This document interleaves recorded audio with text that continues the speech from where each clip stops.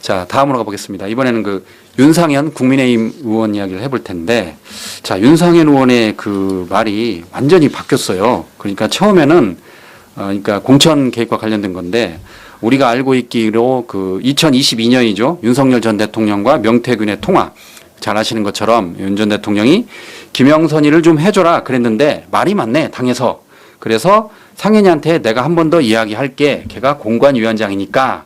이 이제 그 녹취록이 공개돼서 파장이 일었는데, 그 당시 윤상현 의원이 뭐라고 그랬냐면 자기는 그런 요청을 받은 적이 없다라고 주장을 했어요.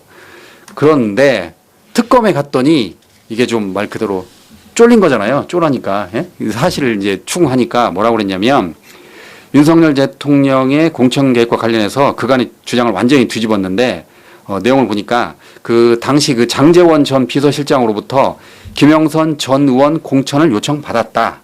그리고 윤 전 대통령이 이를 확인하는 재확인 전화까지 받았다라고 지금 진술을 했습니다.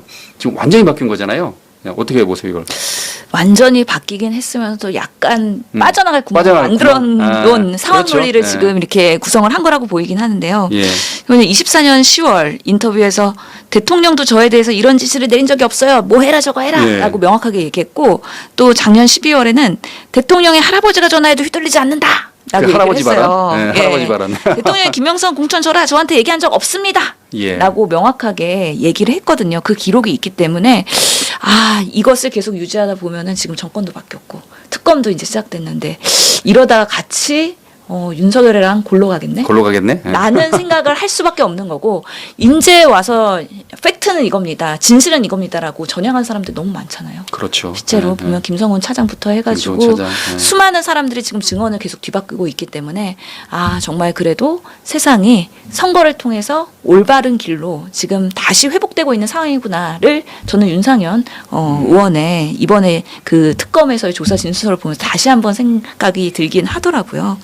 근데 결국에는 본인이 전화 받았다는 거 아니에요. 윤석열 대통령한테 전화 받았다. 재확인 전화가 받았다는 거잖아요. 예. 예, 예. 장제원 의원이 먼저 얘기했고, 먼저 얘기했고, 예. 그리고 윤석열 대통령 전화했는데 근데 그 내용이 애매하게 진술을 하면서 마치 김영선을 공천해줘라고 명확하게 얘기 안 하고 장제원의 전화를 확인시켜주는 정도로 톤다운 시켜버린 거죠. 그러니까 내가 그동안 얘기했던 대통령 전화를 받지 않았고 김영선 공천에 대한 청탁 받지 않았다라는 거에 대한 일부의 그 해명을 이런 방식으로 비껴나가는 것 플러스 하지만 내가 전화를 받았지만 공관위원회에 전달하진 않았다라고 예. 하면서 이런 공천 개입에 대한 내가 뿌락자 역할을 한 적은 없다.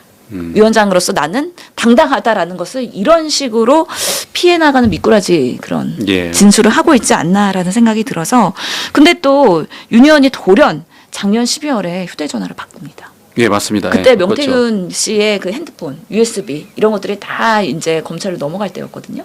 그때 휴대폰 바꿨고, 이번에도 사실 압수수색 당하면서 휴대폰 뺏겼고, 그런데 비밀번호 안 가르쳐 줬었어요. 그러다가 또 이게 JTBC에서 문제가 있다고 보도하니까 그때 비밀번호 이렇게 전달했다고 하더라고요. 예.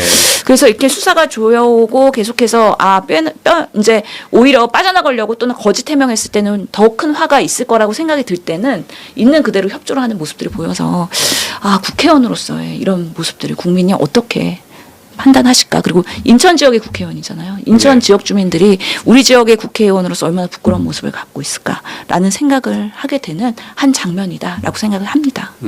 그 당시에 그러니까 그 특검이 그 압수수색을 했는데 그 윤상현 의원하고 이철규 의원 그 국회 사무실을 압수수색하니까 당시에 그 법사위 국민의힘 의원들이 이제 제때 출석하지 않고 우원식 국회의장을 찾아가서 이렇게 항의를 했잖아요. 이렇게 이걸 좀 막아달라.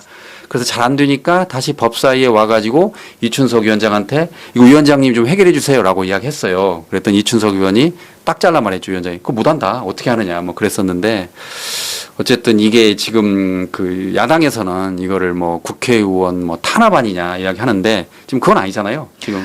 그렇죠. 지금 윤석열 의원 건도 지금 이렇게 뭐 특검에서 진술한 논리도 보면은 장제원 의원은 장제원 장제원, 예. 의원이 되셨잖아요. 그러니까 그 장제원 의원이 연결돼 있다 보니까 이제 사망한 사람에 대해서는 사실관계가 확인이 어렵죠. 어려우니 예. 그쪽으로 책임을 미루는 그런 하나의 정황이 느껴지는 것 같다는 생각이 들고요.